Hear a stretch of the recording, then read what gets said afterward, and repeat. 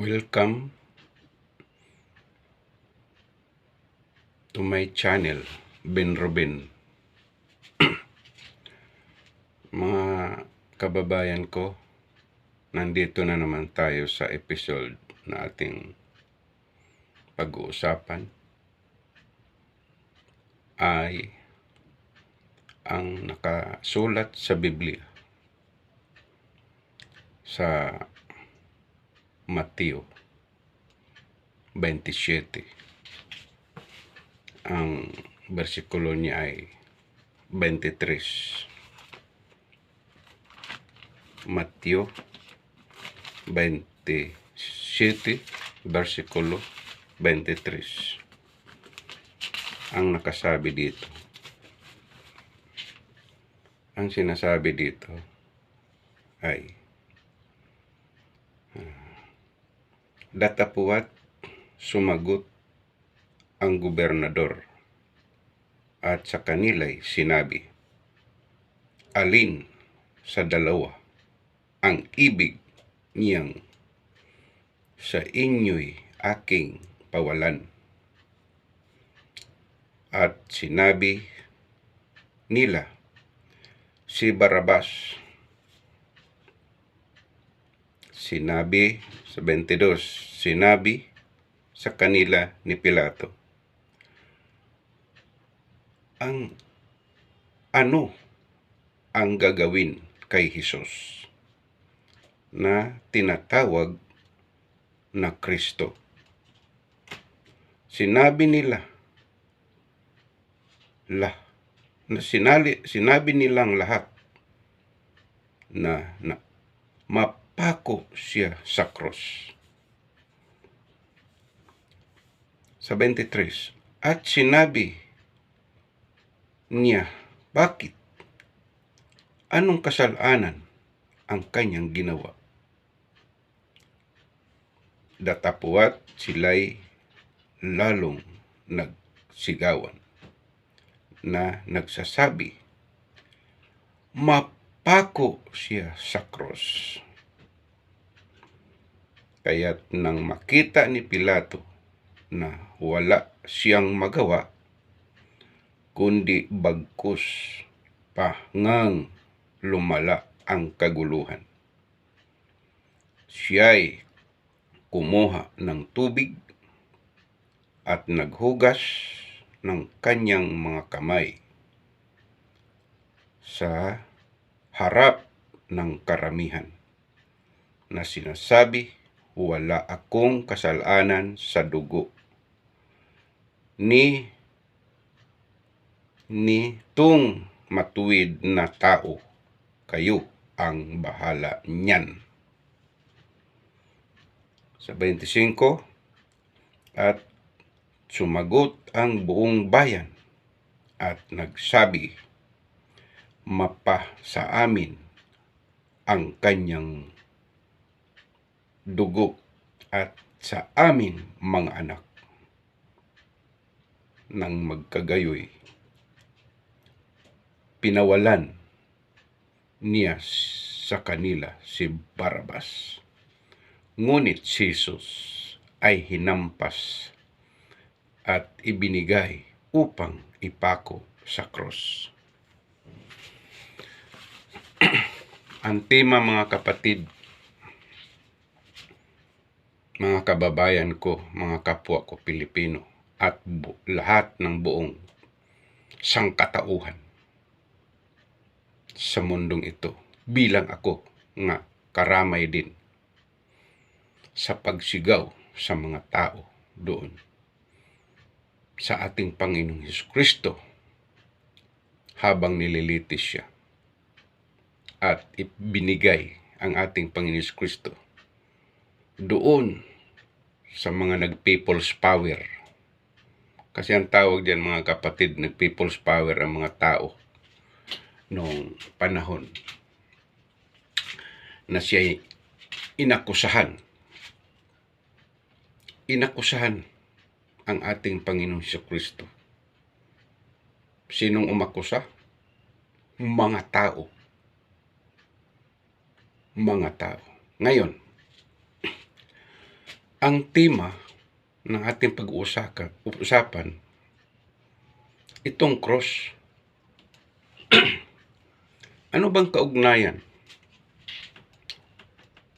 sa buhay ng tao itong cross? Mga kababayan ko,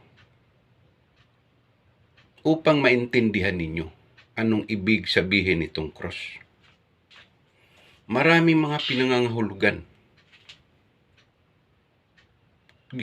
Binigyan nila ng mga kahulugan. Dinadala nila sa mga ibang mga imahinasyon, mga imagination. Dinadala nila sa mga katang-isip.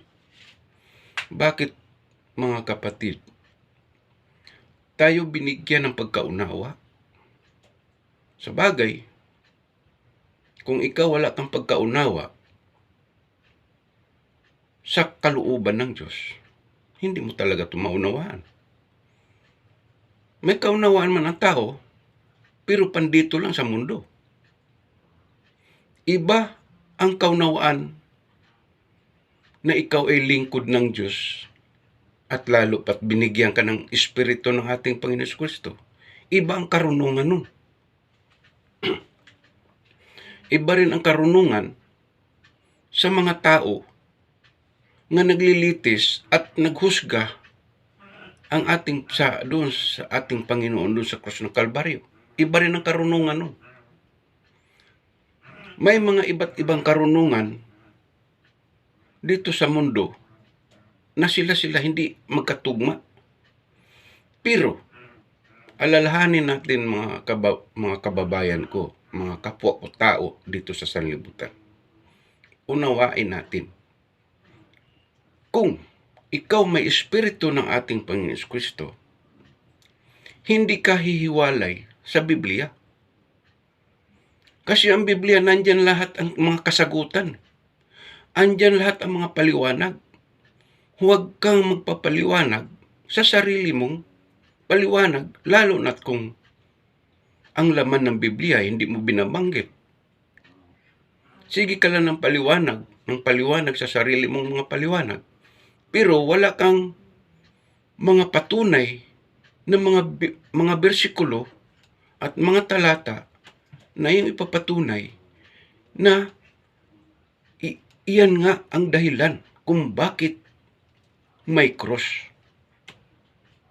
Ang sabi nila, ang cross daw ginagamit doon sa pagpako kay Jesus, at doon ipapako si Kristo, si Jesu Kristo sa cross. Ngayon mga kapatid, ulitin natin ang sinasabi ng mga tao. Sabi ni Poncio Pilato, anong gagawin natin sa kanya? At mismo si Poncio Pilato, sa paglilitis niya, wala siyang kasalanan. Bakit itong mga tao nagsigawan? Talaga itong mga tao, mga kababayan ko, mga kapatid ko, ang sama talaga ng ugali ng mga tao. Diyos na yun, ha? Nagbigay na ang Diyos sa atin. Lahat ng mga benepisyo binigay na. Binigay na.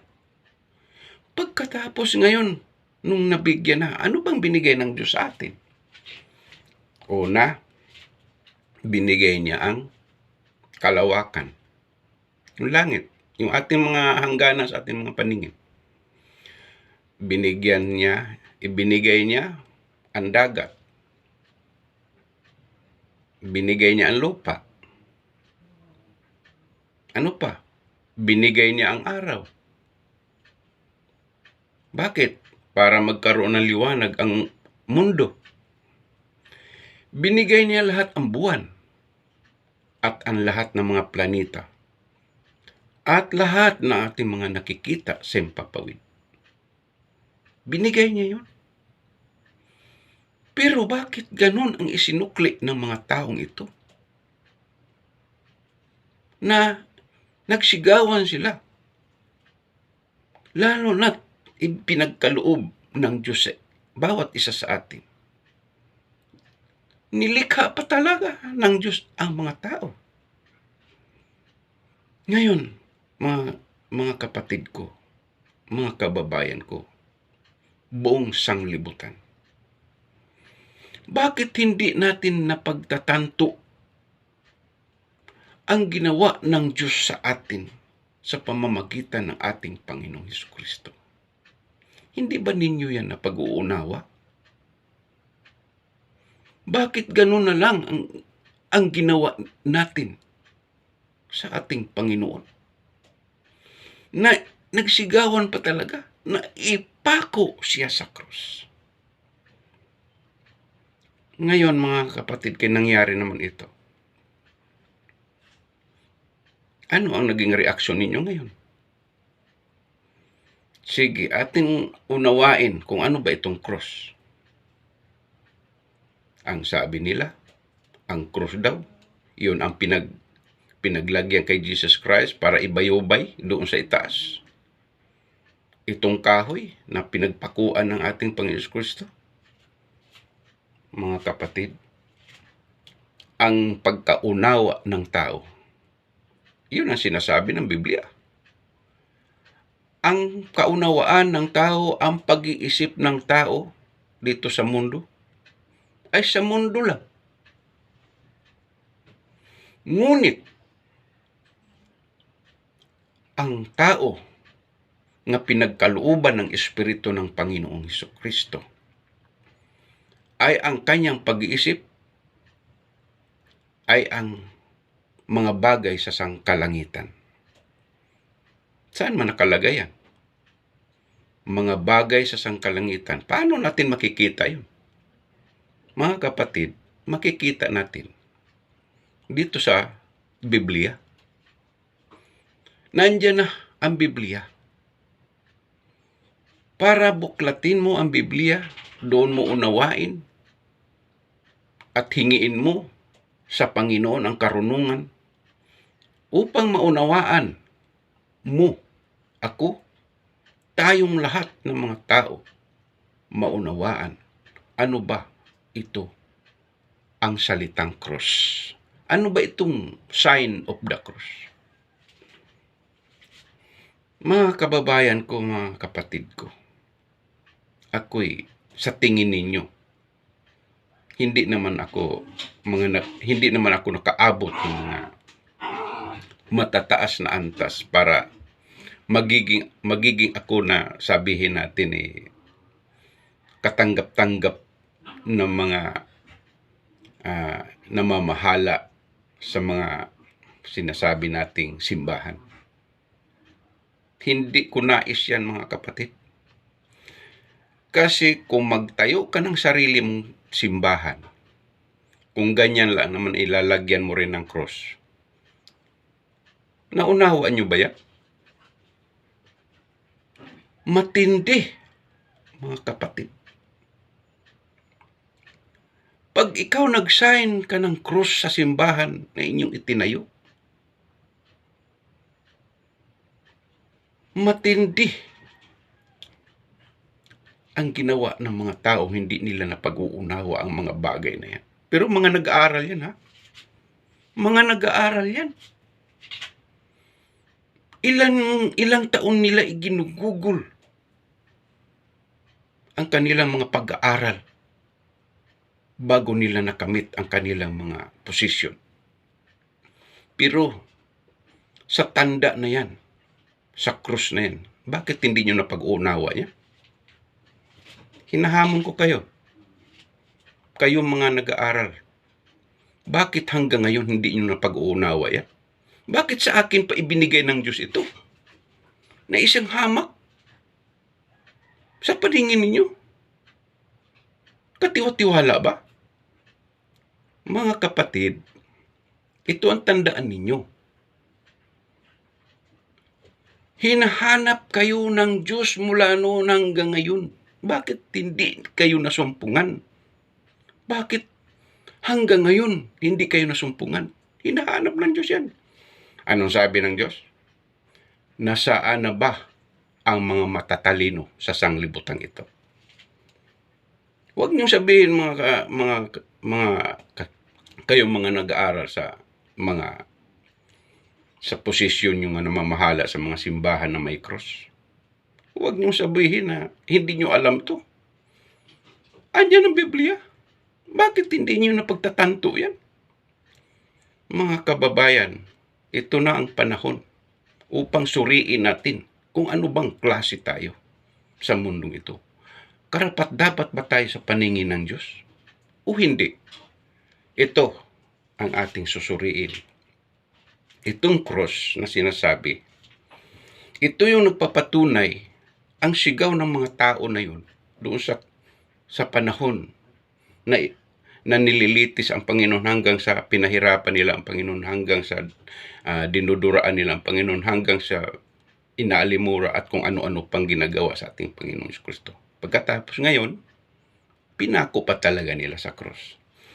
Mga kapatid, yan ang malaking kasalanan natin dito sa lahat ng mundo sa harapan ng Diyos. Mga kapatid, ito kapag hindi ito malulunasan at hindi ninyo gagawin ang mga ginagawa ng mga apostolis doon sa Israel, hanggang ngayon sa kaduluduluhang hangganan ng lupa, pag hindi ito marisolba, mga kapatid, alam mo mga kapatid, mga kababayan ko, mga kapwa ko tao, ang kasalanan ito, napakatalamak na talaga. Biblia ngayon ang gagamitin ko, Biblia, mamaya-maya, sasabihin ko sa inyo lahat yan. Pag hindi ito maagapan at hindi nyo pakikinggan ang mga apostol ng mga nangangaral tungkol sa pagsisisi sa mga kasalanan, mga kapatid, kasindami ng buhangin sa dagat ang napapaloob nito. Pero ngayon, bakit lumitaw itong isang hamak na nagpapaliwanag sa inyong harapan? Ano bang sigaw ng mga tao? Ipako siya sa krus. Sigawan sila doon, no? Di ba? Ngayon, anong sigaw ninyo ngayon? Di ba hindi na? Wala na kayong sigaw. Bakit? Wala na si Jesus Christ. Patay na. Ano na lang ginagawa nyo ngayon? Mag-sign of the cross na lang kayo, tahimik. Sign of the cross. Mga kapatid, kapag hindi nyo baguhin yan, mangyayari, nananatili. Ang Diyos ay galit sa mga tao na gumagawa at lalo pat nag-people's power pa doon ang mga tao sa Israel, sa Jerusalem, o saan man yan, sa Golgotha, o saan man yan. Lalo pa, ang Diyos nakakita sa inyong mga puso at pag-iisip na ganyan kayo kadahas. Biro mo yung Diyos. Hindi na pag-uunawa. Diyos yan. Nagaan yung alipin. Hindi nakikilala ng tao. Kasi ang mga ugali ng tao mapagmataas. Pag nakakita ng ganyan ng mga hamak ng mga tao, inaano na, minamata pobre. Bakit ganyan ang ugali ng tao, mga kababayan ko? Hindi ba natin kayang baguhin yan? Huwag natin hamakin, porque ba hamak yan? Mamaya mo ang hinahamak mo lumitaw na naman ulit ang pagka-Diyos yan. Grabe na ng kasalanan. Paano pa tayo mapatawad? Mga kapatid, ito.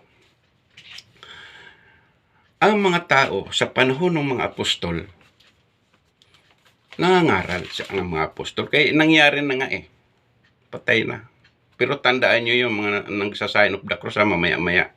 Ipaliwanag ko sa inyo yan. Pero dito muna tayo sa pangangaral ni Apostol Pedro sa mga gawa. Anong sabi ni Apostol Pedro dito? Ang sabi niya, ang sabi nila ni Apostol Pedro, sabi niya,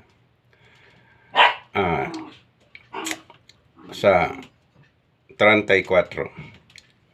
Sapagkat sa mga gawa 2:34, sapagkat hindi umakyat si David sa mga langit, datapwat siya rin ang nagsabi, sinabi ng Panginoon sa aking Panginoon, maupo ka sa kanan ko. Yan, mga kapatid. Tapos sa 35, hanggang sa gagawin ko ang mga kaaway mo na tungtungan ng iyong mga paa. Ibig sabihin, mga kaaway, mga kapatid, yung mga nag-people's power doon sa tandaan mo yung mga kaaway yun sa iyong mga paa. Pakatalastasin nga ninyo. Sa 36, mga kapatid, ng ng mga gawa, sa 36, ano sabi?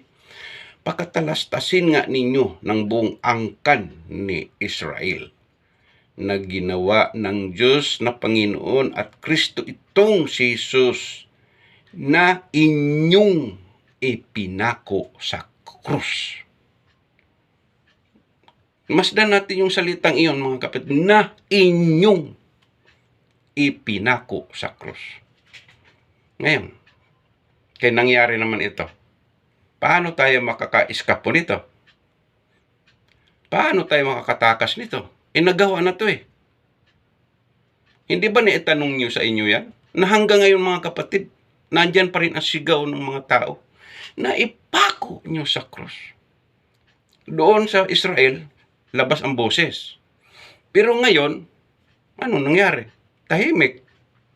Pero makikita mo, kung ikaw may pag-uunawa, mga kapatid, katulad ko may pag-uunawa ako, nakita ko sila eh. Hanggang ngayon, nakita ko yan. Anong sabi ng puso ko? Kawawa naman tong mga taong ito. Hindi nila na pag-uunawa yung mga ginagawa nila. Yun ako. Ako mismo nag-decide sa sarili ko na didistansya ako. Hindi ako. Ayaw ko dyan sa kanila. Mahal ko ang Diyos na siyang naglikha sa akin, nagbigay ng buhay, nagbigay ng lahat ng aking mga pangangailangan. Dumistansya ako dyan sa kanila. Ayaw ko. Kasi hindi nila napag-unawa. Bakit ako mahalo dyan sa may mga tanda ng cross na hindi naman nila naunawa yan, kung ano yan. Pero ako, napag-unawa ko. Ngayon, ano ang pag-unawa ko? Sinabi ko ngayon sa inyo. Hindi ko na tumatiis eh. Ang puso ko, nag-uumalab para sabihin ko, sino ba yan ang may akda nun? Diyos! Kapangyarihan ng Diyos para udyukan ako, para sabihin ko to sa inyong harapan, para mapag-unawa ninyo kung ano yung cross. Ang cross, ang sabi nila, yun daw, pinagpakuan doon sa krus ng Kalbaryo. Kaya ang ginawa naman nila, ngayon, gumawa sila ng cross, tapos, nilagyan nila ng rebulto, na parang si Hesus Kristo. Pero sa totoo, mga kapatid, hindi dapat yan. Bawal yan. Dito sa Deuteronomy, 7:5 hanggang 9.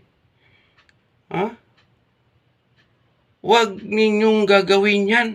Sabi ng Deuteronomy 7:5 hanggang 9. Ano pa? Mga awit, 115. 5 hanggang 9. Nandiyan yan. Bakit nila ginawa yan? Patunay lang na sila pala ang sumigaw doon sa krus ng Kalbaryo na ipako ninyo sa krus. Ano pa? Ito. Akin ipaliwanag ng husto dahil sa Biblia. Biblia tayo. Huwag tayo hihiwalay sa Biblia.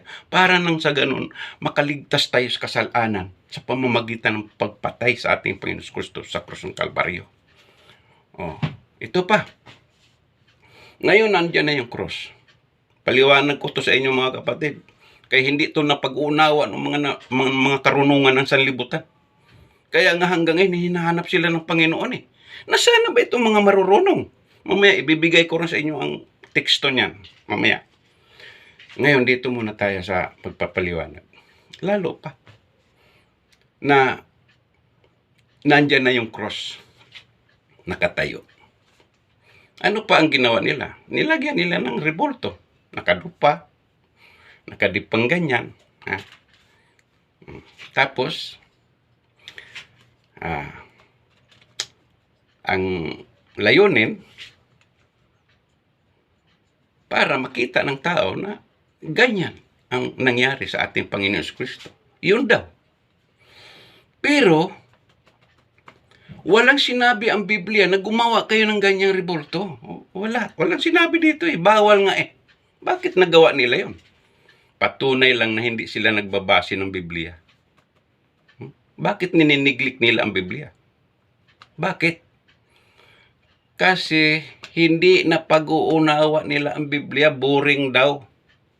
Nakaw, kapatid, kaya boring, wala kang espiritu ng ating Panginoon Kristo, nakalimutan mo na.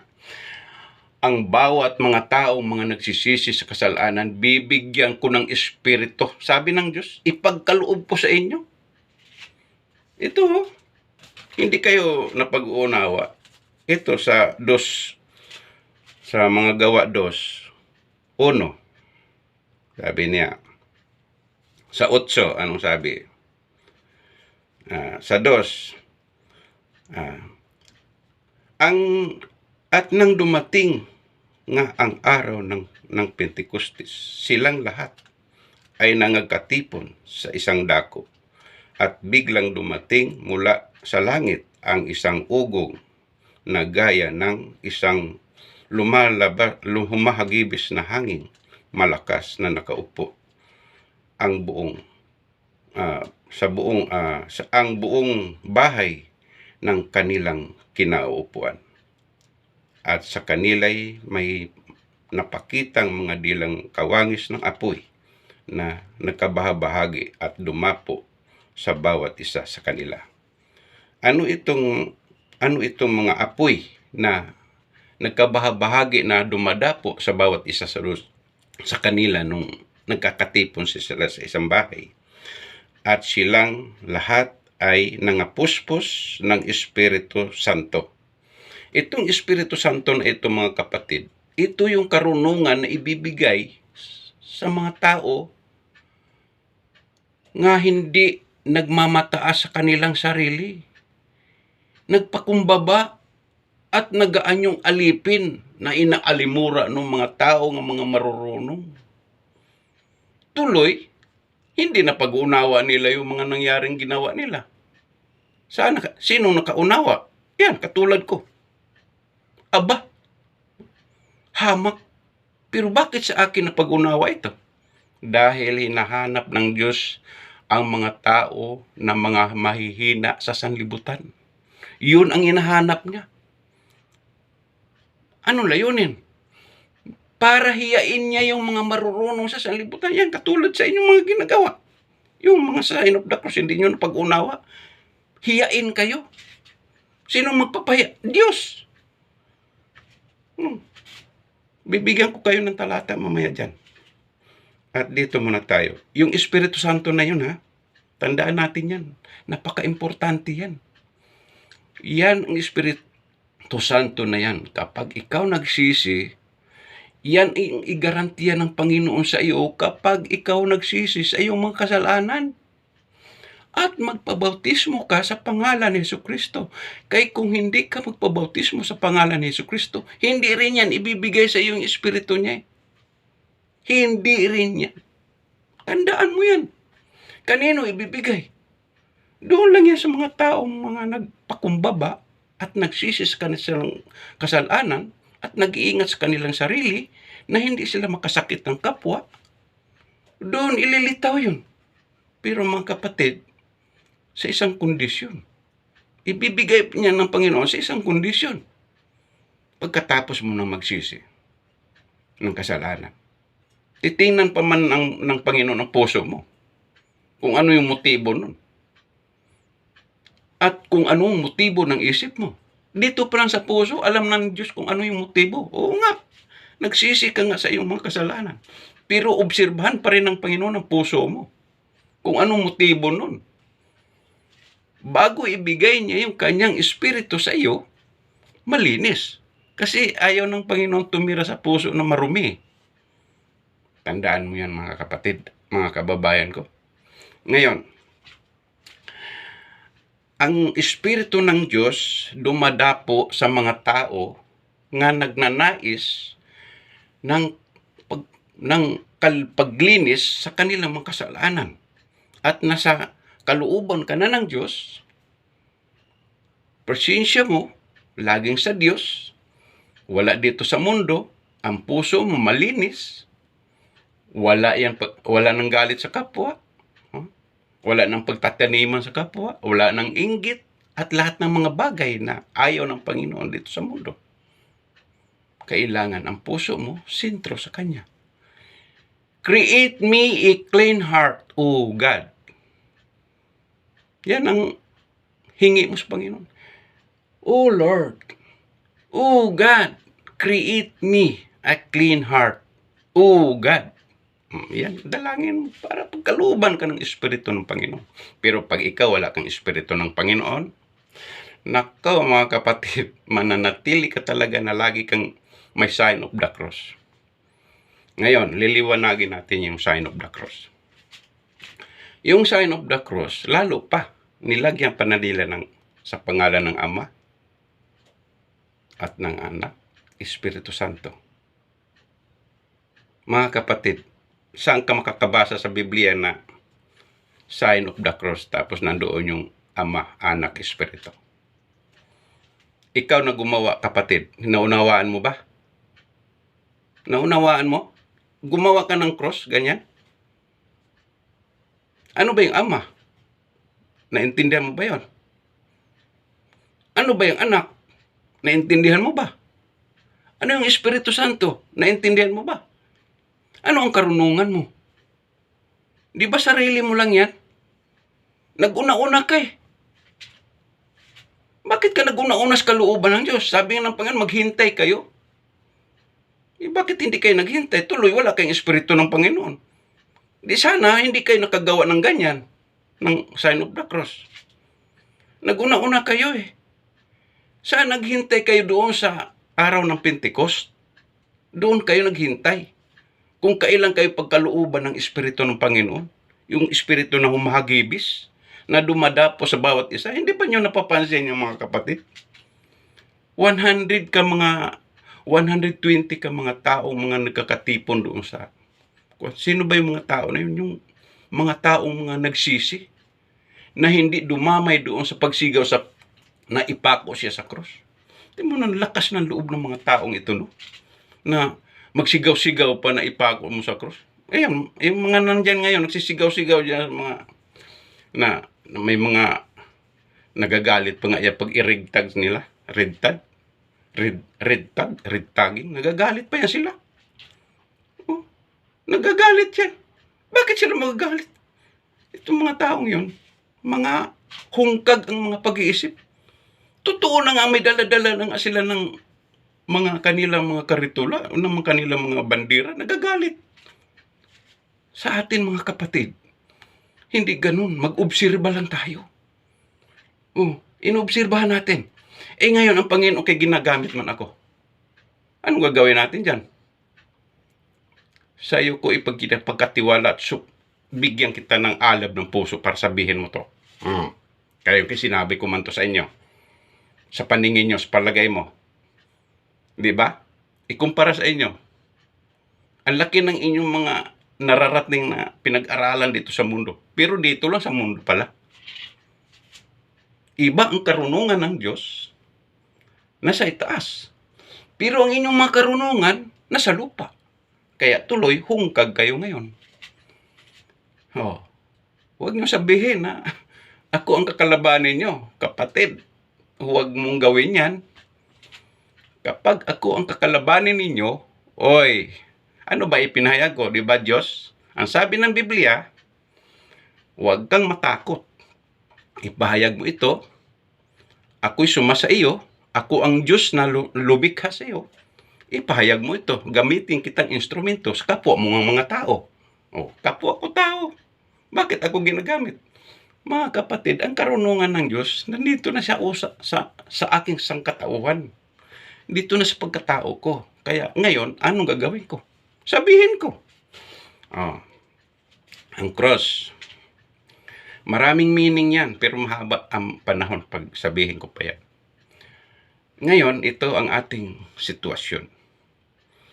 Uriratin natin ito, sasaliksikin natin ito. Kapag hindi mo makuha ang pagsaliksik, ipahayag ko pa rin ito sa inyo. Araw-araw ko na to eh. Araw-arawin ko na kayo nito eh. Hindi na po pwedeng bitawan ko to hanggang sa pagbabalik ng Panginoon. Nawa, pag nabuksan ang inyong mga pag-iisip, mapalad kayo. Bakit mapalad? Nandiyan na sa inyo ang pangako ng Diyos. Tatamuin nyo na yun. Sapagkat ang ating Panginoon si Kristo doon sa langit, naghanda. Naghanda siya ng tahanan, ng kaharian, nakahanda para sa atin. Na pagpunta natin doon sa langit, mayroon na tayong kalalagyan. Ano man sinasabi doon sa John? John 14. John 14:6. John 14:1. Hanggang 6. Nandiyan yan. Pangako niya yan. Hindi yan mababaliwala. Balik tayo dito sa mga nag-aaral. Nga, sila naman yung nagpapatakbo ngayon sa ilhang grupo na sinasabing simbahan. Ang tingnan natin yung sign nila, may cross. Tingnan natin yan ha. Yung cross na yan, nagsisimbolo yan doon sa cross ng Kalbaryo. Doon sa Golgotha. Saan ba nilagay ang ating Panginoon Kristo nung siya ay nakapango sa cross? Doon sa Golgotha. Di ba napakaraming tao doon? Napakaraming tao. Ang mga tao, walang utang na loob. Noong nag-mission pa ang ating Panginoon Kristo, nagpagaling ng karamdaman, nagbigay ng mga pagkain sa ilang libong mga tao nandun sa ilang nagugutom, pinakain sa 3 isda, 5 tinapay, pinakain niya yun. Ang sabi pa nga ng mga alagad Panginoon, magkakasya ba ito? Ang dami-dami mga tao dito. Magkakasya pa ba ito? Akin na, ibigay niyo sa akin yan. At aking panalanginan. Pinuputol-putol niya yon. Pati yung ulam, isda. Kasi yung tinapay, pag kaagapay talaga ng ulam yun Ulam, agapayan ng tinapay. Ano nakikita nyo doon? Pagpapala, mga kapatid. Di ba yung 5 tinapay at 3 isda, o ano man yung nakasaad doon, na ang mga alagad nagduda pa, baka hindi magkakasya ito, kulang ito sa isang tao. Pero bakit noong ginawa ng Panginoon Kristo, bakit nangabusog man lahat yung mga tao na yun? Nabusog ang mga tao doon. At may nasobra pa. 7 bakol o 5 bakol o basta kung alin doon. Ang sabi ng ating Panginoon Kristo, sige, ipunin nyo yung mga sobra. Huwag nyo itapon. Ilagay nyo ulit dyan. Huwag nyo itapon yan. Nilagay. Hindi na ubos. Ang sobra, 7, palagay na natin, 7 banyera. Palagay na lang natin yan. Sa kanila, bakol Sa atin, banyera o kayong basket o kung kaing ba yan. Tayo na lang bahala nun. Kasi may mga translation na tayo Ipalagay na natin kaing. 5 kaing, 6 na kaing, 7 kaing, puno sa sobra. Kita mo yung mga biyaya na yan, mga kapatid. Tapos yung mga kitungin, pinagaling. Mga inalihan ng demonyo, pinagaling sa ating Panginoon Kristo. Ngayon, bakit noong nilitis ang ating Panginoon Kristo, hindi ba karamay ng mga tao na yun na nakakatikim sa biyaya ng ating Panginoon Kristo? Iilan lang yung mga nandoon sa pinagkakatipo ng bahay sa panahon ng Pentecostes. Ilan lang sila doon? 120 ka mga tao lang yun doon. 120 ka mga tao. Bakit gano'n na lang? Ang dami niyang pinagaling. Mula sa Galilea, lahat ng palibot-libot to sa buong sa Israel. Ang daming pinagaling. Pero bakit ni isa man walang lumapit sa ating Panginoon at sakluluhan? Ngayon kay mga kapatid, kay nangyari na ito. Wala na, hindi na natin kayang ibalik yun. Ito na lang ang problema natin. Dito muna tayo sa sinasabi ng karunungan, katalinuhan. Para baka mamaya sabihin ninyo sa akin, nasaan na yung sinasabi mong, nasaan na yung mga marurunong? Ito. Buksan ninyo dyan mga kapatid sa unang Korinto. Sa unang Korinto 1, ang bersikulo niya ay 19 hanggang 20. Mga kapatid. At hanggang 21. 19, 20, 21. Basahin ko to. Sapagkat nasusulat, iwawalat ko ang karunungan ng mga marurunong, at isa sa wala ko ang kabaitan ng mababait. Sana roon ang mga marurunong. Ito na yung tanong, mga kapatid. Ikaw mga nag-aaral kayo sa mga universidad na ngayon na gumaganap kayo ng inyong mga sinagoga, yung mga mga templo ninyo. Ito na. Sana roon ang mga marurunong. Sana roon ang mga iskriba. Ito, hinahanap na kayo eh. Saan naroon ang mga mapagmatuwid? Mapagmatuwid ha? Saan sa sanglibutan ito? Hindi baga ginawa ng Diyos ang karunungan na kamangmangan ang karunungan ng sanlibutan? Bali wala lang pala yung inyong mga karunungan dito sa inyong mga pagtayo-tayo. Tapos nilagyan pa ninyo ng tanda ng cross. Naku, lalong nagagalit tuloy ang Panginoon sa inyo niyan. Imbes na magsisi kayo sa mga kasalanan, tinandaan pa ninyo ng cross. Mga kapatid, kung magalit man kayo sa akin, kung magalit man kayo sa akin, hindi akong kalaban ninyo. Ang Diyos, nandoon sa langit, nakatitig sa inyong mga puso ngayon. Ayan, nakita na inyong mga puso eh, galit kayo eh.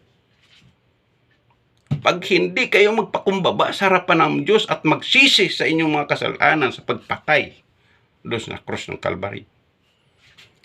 Nakto, mga kapatid, mamaya-maya sabihin ko to sa inyo rin. Sabi niyang, ulitin ko ulit para maintindihan ninyo to. Sana roon ang mga marurunong. Sana roon ang mga iskriba. Sana roon ang mapagmatuwid sa sanglibutang ito. Hindi baga ginawa ng Diyos na kamangmangan ang karunungan ng sanlibutan? O sige, banggain niyo to.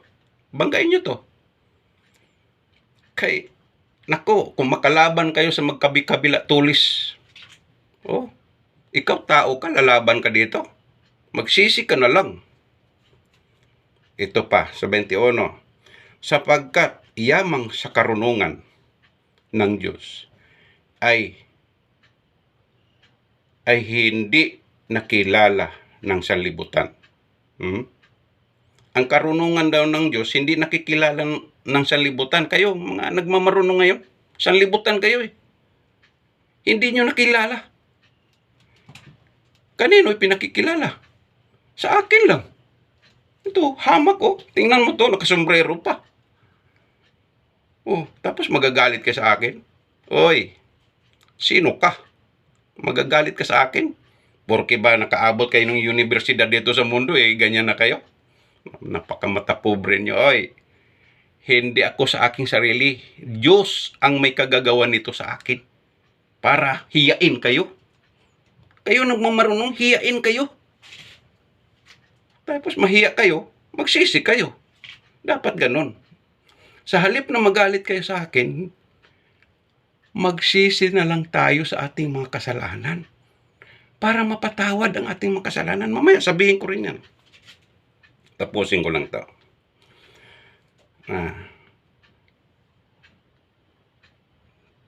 Sa kamangmangan ng ulitin ko, sapagkat yamang sa karunungan ng Diyos ay hindi nakilala ng sanlibutan ang Diyos na sa pamamagitan ng kanyang karunungan ay kinalulugdan ng Diyos na iligtas ang mga nagsisampalataya sa pamamagitan ng kamangmangan. Ayan, ito, tiningnan nyo ako, di ba? Kamangmangan sa iyong mga paningin. Oh, kamangmangan to eh. Sa inyong mga paningin, kayong mga marurunong. Pero dito lang sa mundo, ganyan kayo kalupit. Napakalupit ninyo. Porke ba kayo marunong dito sa sanlibutan, hindi nyo na naalaala na mas mayroon pang mas marunong sa lahat. Yun o, sa kalangitan nakita kayo. Yung puso ninyo, kita ng Diyos yan. Hindi kayo makakaiskapo. Kayo? Hindi kayo makakaiskapo. Bakit? Ang Diyos na mismo. Matalas pa sa computer ang mata ng Diyos na yan. Matalas pa sa computer yan. Ang Diyos, nasa langit nakita ka. Ito pa. Sa pamamagitan ng kamangmangan ng pag-aaral, pangangaral. Ano ngayon? Kamangmangan daw sa pangangaral, narinig ninyo. Ito, ako nangangaral, ang tingin nyo sa akin, kamangmangan. Unawain nyo to ha. Kapatid, may puso ka, may isip ka, unawain ninyo ito sa tulong at gabay ng Diyos. At ginamit ako ito, hamak. Huwag niyong tingnan yung pagkatao ko. Ang tingnan niyo kung ano yung mensahe ng salita. Unawain yung salita. Ikaw yun.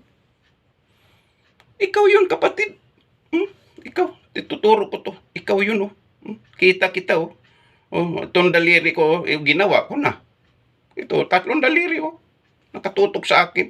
At ikaw. Kayong lahat. Naabot sa tutok sa ano ko nito sa daliri ko. Ikaw yun. Kayo yun. Kayo. Gawin ninyo ito. Nandyan na eh. Nakabalandra na. Ang aking maipapayo sa inyo. Anong sabi ng Romans 12? Romans 12:1. Ito, payo sa inyo to ha. Kasi ang inyong mga pag-iisip luma na eh. Luma na talaga. Anong sabi ng ng Romans 12:1? Basahin niyo kung may Biblia kayo. Buklatin niyo, itapon niyo yung mga pampleta na yan. Walang silbi yan. Biblia hawakan ninyo. Itapon ninyo na yung mga pampleta ninyo eh. Mga imahinasyon lang ninyo yan. Mga guni-gunin yung inyong mga isip. Dito tayo. Para mabigyan kayo ng Espiritu ng Panginoon. Biblia, oh. Kita ninyo no? Ito. Ganyan ako kasidhi. Kahit hamakin man ako dito sa mundo, pero mayaman ako doon. Mamatay man ako, mayroon akong bagay doon sa kaharian niya. Bakit ayaw nyo akong gayahin? Sa halip na magalit kayo, magpakumbaba kayo sa harapan ng Diyos. At dumamay kayo sa akin. Magpaliwanag sa mga salita ng Diyos. Hindi ako yung inyong kakalabanin. Kaya pag ako ang kakalabanin ako ninyo, sorry ka. Hindi akong kalaban nyo, ang Diyos, oh. Nakikita hawak ng Diyos yung puso mo. Baka pisatin yan. Huwag kang ganon. Huwag mong pag-interesan na magagalit kayo sa akin. Magpakumbaba na lang tayo. Magsisi sa ating mga kasalanan. Para nga maunawaan ninyo, buksan ninyo ang Biblia ninyo, kung may Biblia kayo, basahin nyo pa ulit-ulit itong unang Korinto. 19 hanggang 22. Unang Korinto, ulit-ulitin ko to. Unang Korinto, 19 hanggang 22. Yan. Basahin lang ninyo yan. Sa ganon, hindi na kayo magagalit sa akin. Tanggapin na lang nyo yun na talagang totoo. Ha? Kaya, mga kapatid, 1 oras talaga magpapaliwanag ako. 1 oras eh. Hindi ako kontento ng mga 15 minutes. Bakit? Hindi ako kontento doon eh. Mamaya, isabihin ko rin yan sa inyo. Sa susunod kong episode. Dire-diretso na to eh. Hindi ko na to titigilan. Sino rin ba ako? Sino rin kayo? Ang kapangyarihan ng Diyos walang makahadlang. Susunod na lang tayo kung ano yung gusto ng Diyos. Huwag na tayo magmamatigas. Sino ka ba? Tao? Wala tayong maipagmamalaki sa Panginoon. Iisa lang tayo sa paningin ng Diyos dito sa lupa. Pag ikaw lumabag, pasensyahan tayo. Kaya mga kapatid, ang aking may paabot, yung sign of the cross ninyo, kalimutan nyo na yan. Dito tayo sa Romans 12:1. Anong sabi ng 12:1? Kaya nga, mga kapatid, ipinamamanhi ko sa inyo, alang-alang sa mga kahabagan ng Diyos, na inyong iharap ang inyong mga katawan na isang haing buhay, banal, na kaaya-aya sa Diyos, na siya ninyong katampatang pagsamba. Magpanibago ka ng pag-iisip. At kung magsamba ka, alisin ninyo yung mga rebulto niyo sa inyong mga sinagugan niyo. Walang silbi yan eh. Lalo pat may cross pa.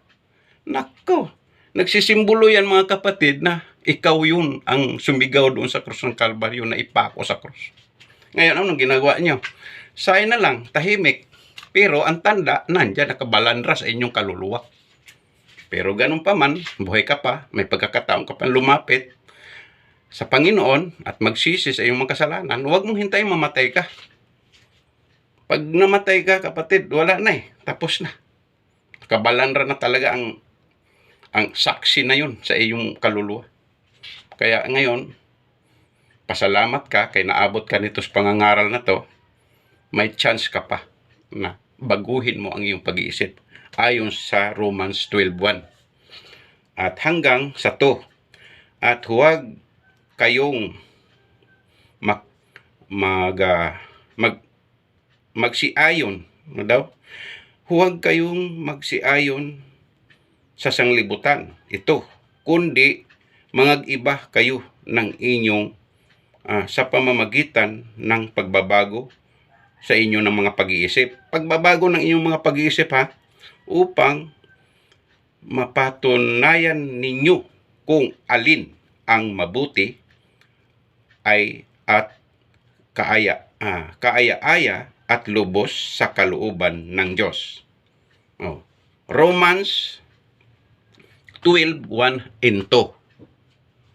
Nandyan yan. Kaya suriin na ninyo itong video kong ito, manood na kayo. Masdan na lang ninyo yung mga sinasabi ko doon na inyong mga pag-iisip. Hindi na yun mawawala eh. Ano ko to eh. I-upload ko yan. Hindi ako madamot. Bigay ko yan sa inyo. Ang Diyos ang nagbigay sa akin, walang bayad. Ibigay ko rin to sa inyo, walang bayad. Ang gagawin ninyo, mga tao. Kayo, mga tao. Kahit sino pa kayo.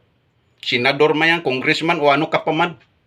O mga pari, o anong pa man. Basta, ikaw tao ka talaga eh.